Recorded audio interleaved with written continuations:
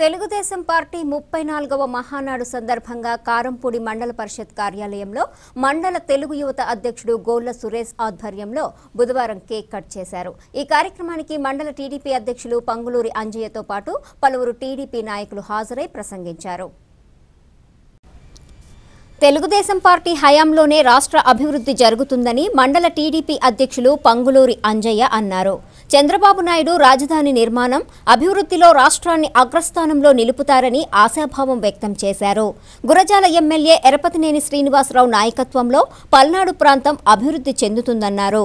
తెలుగు యువత అధ్యక్షులు గోళ్ల సురేష్ మాట్లాడుతూ మహానాడులో కార్యకర్తల కోసం అనేక సంక్షేమాలు ప్రవేశపెడుతున్నారని, ముఖ్యమంత్రి చంద్రబాబు నాయుడు కేంద్ర పార్టీ అధ్యక్షులుగా నియమించబడతారని తెలిపారు. గుంటూరు జిల్లా అధ్యక్షుడిగా ఎన్నికైన జీవి ఆంజనేయులకు సురేష్ శుభాకాంక్షలు తెలిపారు. జీవి ఆంజనేయులు ఆధ్వర్యంలో జిల్లాలో టీడీపీ మరింత బలోపేతం అవుతుందన్నారు.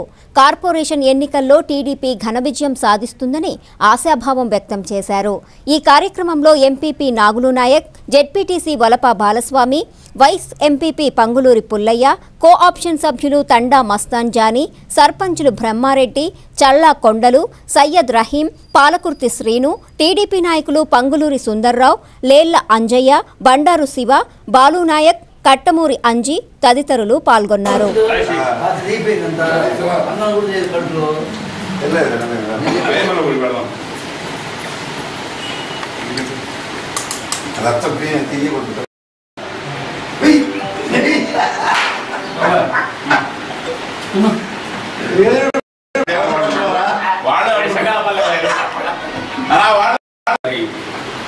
సందర్భంగా గతంలో ఆనవాయితీగా ప్రతి సంవత్సరం భారీ ఎత్తున మహానాడు కార్యక్రమాన్ని హైదరాబాద్లో జరుపుకోవడం ఇదొక పార్టీ పండగ.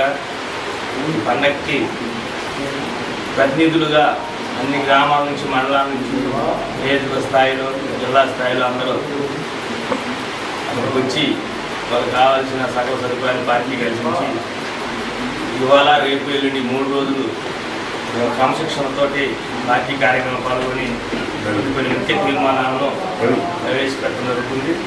అదేవిధంగా ఇప్పుడు మన తెలుగుదేశం పార్టీ రాష్ట్ర స్థాయిలో ఉంది. రేపు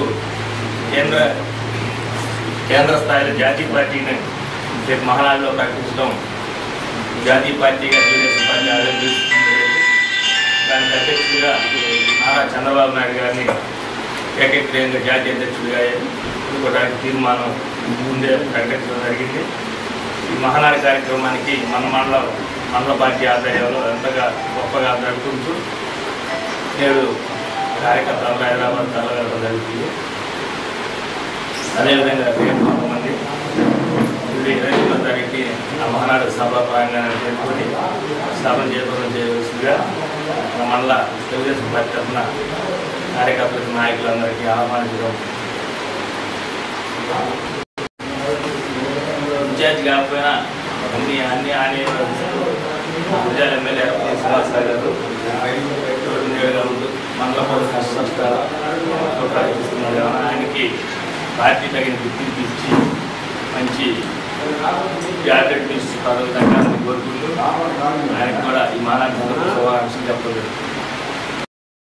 కార్పొరేషన్ కానీ, సాగునీటి సంఘాలు కానీ అన్ని ఎన్నికల్లో ఆంజనేయులు గారి నాయకత్వంలో జిల్లాలో తెలుగుదేశం పార్టీ తిరుగులేని విజయం సాధించాలని, అదేవిధంగా ఈరోజు మహానాడు వేదికగా తెలుగుదేశం పార్టీ కార్యకర్తలకు, రాష్ట్ర ప్రజలకు మా నాయకుడు నారా చంద్రబాబు నాయుడు గారు రాబోయే రోజుల్లో తెలుగుదేశం పార్టీ పరిపాలనలో జరగబో సంక్షేమ కార్యక్రమాలు, అభివృద్ధి కార్యక్రమాలు, అదేవిధంగా తెలుగుదేశం పార్టీ కార్యకర్తలకు చేయబోయే కార్యక్రమాలు, వీటన్నిటి గురించి ఈరోజు రేపు ఎల్లుండి దిశానిర్దేశం చేయబోతా ఉన్నారు.